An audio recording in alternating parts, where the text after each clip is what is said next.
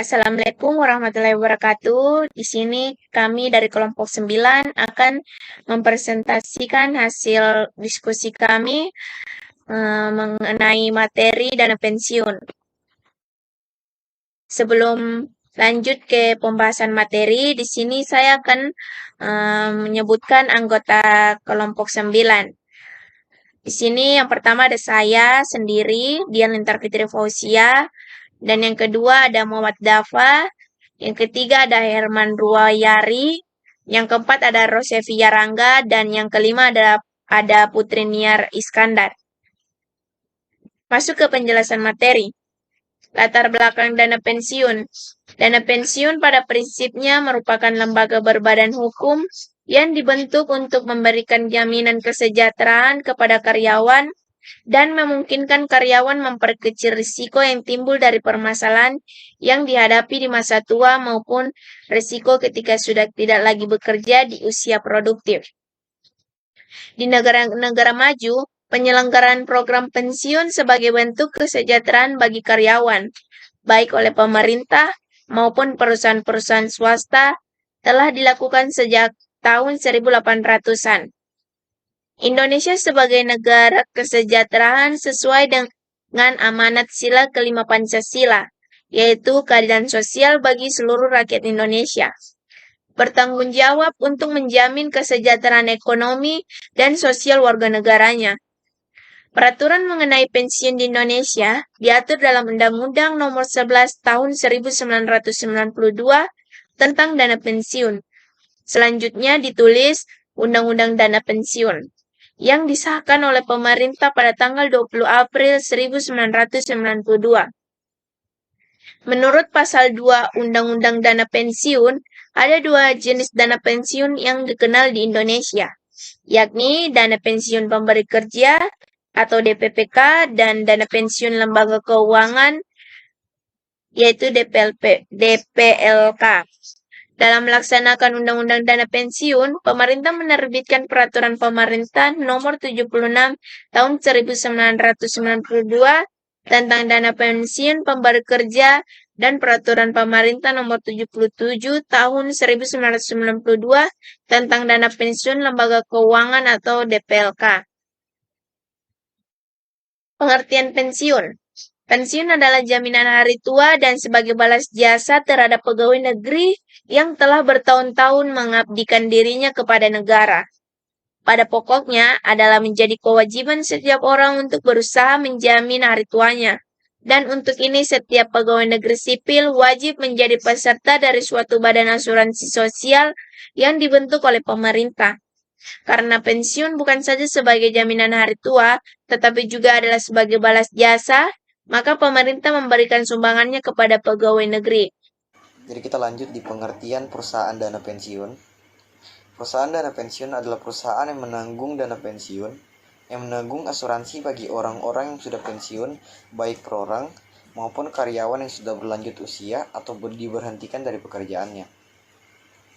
Dana pensiun, lembaga keuangan DPLK adalah sebuah program manfaat pensiun yang bersifat luaran pasti bagi pekerja, baik di sebuah perusahaan ataupun wira swasta. Dana pensiun ini didirikan oleh instansi perbankan atau perusahaan asuransi dan terpisah dari dana pensiun pemberi pekerja atau DPK. Pensiun adalah jaminan hari tua dan sebuah balasan terhadap pegawai negeri yang telah bertahun-tahun mengabdikan dirinya kepada negara. Pada pokoknya adalah menjadi kewajiban setiap orang untuk berusaha menjamin hari tuanya. Dan untuk ini, setiap pegawai negeri sipil wajib menjadi peserta dari suatu badan asuransi sosial yang dibentuk oleh pemerintah. Karena pensiun bukan saja sebagai jaminan hari tua, tetapi juga adalah sebagai balasan jasa, maka pemerintah memberikan sumbangan kepada pegawai negeri. Oke, selanjutnya kita masuk di fungsi pensiun. Fungsi pensiun terbagi menjadi 3. Yang pertama bagi perusahaan, bagi karyawan, serta bagi penyelenggara program. Yang pertama kita masuk di bagi perusahaan.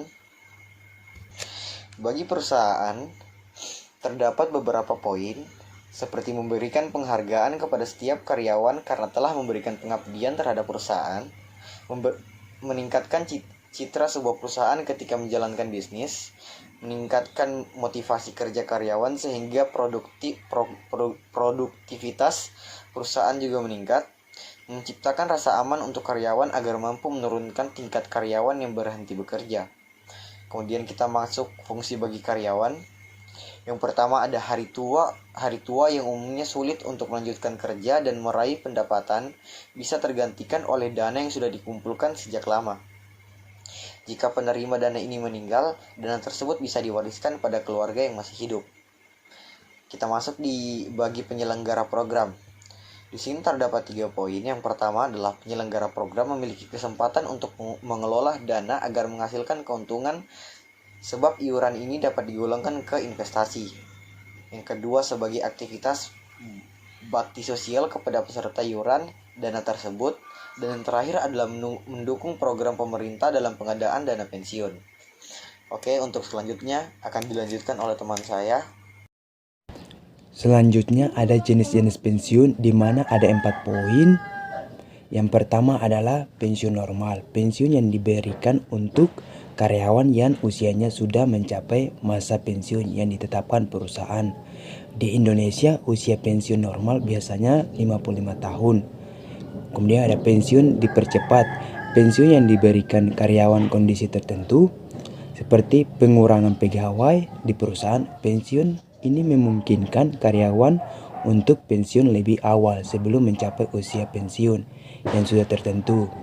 Biasanya wajib ada alasan yang jelas untuk mengajukan permohonan agar pensiunnya dipercepat.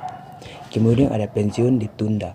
Pensiun ditunda ini adalah karyawan yang diberhenti bekerja sebelum mencapai usia pensiun normal, sehingga pembayaran dana pensiunnya ditunda sampai karyawan tersebut mencapai usia pensiun normalnya. Ada pensiun cacat. Pensiun cacat ini adalah pensiun yang diberikan karyawan karena ada sebuah kecelakaan sehingga pekerjaan dianggap tidak mampu lagi untuk dipekerjakan pada perusahaan tersebut. Pensiun cacat tidak berhubungan dengan usia dan akan diberikan jika tidak lagi cacat atau tidak mampu melakukan pekerjaannya. Selanjutnya ada 3 jenis dana pensiun menurut Undang-Undang Nomor 11 Tahun 1992. Dana pensiun terdiri dari 3 jenis. Yang pertama adalah dana pensiun pemberi kerja, adalah dana pensiun yang dibentuk oleh orang atau badan yang mempekerjakan karyawan selaku pendiri untuk menyelenggarakan program pensiun, manfaat pasti atau program pensiun iuran pasti bagi kepentingan sebagai atau seluruh karyawan sebagai peserta dan yang menimbulkan kewajiban terhadap pemberi kerja. Jenis yang kedua ada dana pensiun lembaga keuangan, adalah sebuah dana pensiun pemberi karyawan yang menyelenggarakan iuran pasti dengan iuran hanya dari pemberi kerja yang didasarkan pada rumus yang dikaitkan dengan keuntungan pemberi kerja. Selanjutnya ada jenis dana pensiun lembaga asuransi kesehatan. Adalah sebuah dana pensiun yang dibentuk oleh bank atau perusahaan asuransi jiwa untuk menyelenggarakan program pensiun iuran pasti bagi perorangan baik karyawan maupun pekerjaan mandiri yang terpisah dari dana pensiun pemberi kerja baik karyawan baik atau perusahaan asuransi jiwa yang bersangkutan. Selanjutnya akan dijelaskan oleh teman saya. Sistem pembayaran pensiun, di mana sistem yang digunakan adalah pay as you go, yaitu pendanaan langsung oleh pemerintah, di mana dalam sistem ini pemerintah menyediakan dana APBN yang ditetapkan tiap tahunnya untuk membayar para pensiunan baik pusat maupun daerah. Baik, selanjutnya asas-asas dana pensiun. Pada penjelasan atas Undang-Undang Nomor 11 Tahun 1992 tentang dana pensiun disebutkan ada 5 pokok asas penyelenggaraan program pensiun. Yang pertama ada asas keterpisahan kekayaan dana pensiun dari kekayaan badan hukum pendirinya. Asas ini didukung oleh adanya badan hukum tersendiri bagi dana pensiun dan diurus serta dikelola berdasarkan ketentuan undang-undang. Berdasarkan asas ini, kekayaan dana pensiun yang terutama bersumber dari iuran terlindungi dari hal-hal yang tidak diinginkan dapat terjadi pada pendirinya. Yang kedua, ada asas penyelenggaraan dalam sistem pendanaan. Dengan asas ini, penyelenggara program pensiun, baik bagi karyawan maupun bagi pekerja mandiri, haruslah dilakukan dengan penumpukan dana yang dikelola secara terpisah dari kekayaan pendirinya, sehingga cukup untuk memenuhi pembayaran hak peserta. Dengan demikian, berdasarkan undang-undang ini, pembentukan cadangan dalam perusahaan guna membiayai pembayaran manfaat pensiun karyawan tidak diperkenankan. Yang ketiga, ada asas pembinaan dan pengawasan. Sesuai dengan tujuannya, harus dihindarkan pengguna kekayaan dana pensiun dari kepentingan-kepentingan yang dapat mengakibatkan tidak tercapainya maksud utama dari pemupukan dana maupun yaitu untuk memenuhi pembayaran hak peserta. Dalam pelaksanaannya, pembinaan dan pengawasan meliputi antara lain sistem pendanaan dan pengawasan atas investasi kekayaan dana pensiun. Yang keempat, ada asas penundaan manfaat. Penghimpunan dana dalam penyelenggaraan program pensiun dimaksudkan untuk memenuhi pembayaran hak peserta yang telah pensiun agar kesinambungan penghasilannya terpelihara. Sejalan dengan itu, berlaku asas penundaan manfaat yang mengharuskan bahwa pembayaran hak peserta hanya dapat dilakukan setelah peserta pensiun yang pembayarannya dilakukan secara berkala. Yang terakhir, ada asas kebebasan untuk membentuk atau tidak membentuk dana pensiun. Berdasarkan asas ini, keputusan membentuk dana pensiun merupakan prakarsa pemberi kerja untuk menjanjikan manfaat pensiun bagi karyawannya yang membawa konsekuensi pendanaan. Dengan demikian, prakarsa tersebut harus berdasarkan pada kemampuan keuntungan pembayaran pemberi kerja. Hal pokok yang harus selalu menjadi perhatian utama adalah bahwa keputusan telah menjanjikan manfaat pensiun merupakan suatu komitmen yang membawa konsekuensi pembiayaan bahkan sampai pada saat dana pensiun terpaksa dibubarkan. Kesimpulan, pensiun adalah jaminan hari tua dan sebagai balas jasa terhadap pegawai negeri yang telah bertahun-tahun mengabdikan dirinya kepada negara. Dana pensiun lembaga keuangan atau DPLK adalah sebuah program manfaat pensiun yang sifatnya iuran pasti bagi pekerja, baik di sebuah perusahaan maupun wira swasta. Iuran pensiun pegawai negeri dan sumbangan pemerintah tersebut dipupuk dan dikelola oleh Badan Asuransi Sosial. Pensiun yang diberikan untuk karyawan yang usianya sudah mencapai masa pensiun yang ditetapkan perusahaan, pensiun yang diberikan karena kondisi tertentu seperti pengurangan pegawai di perusahaan.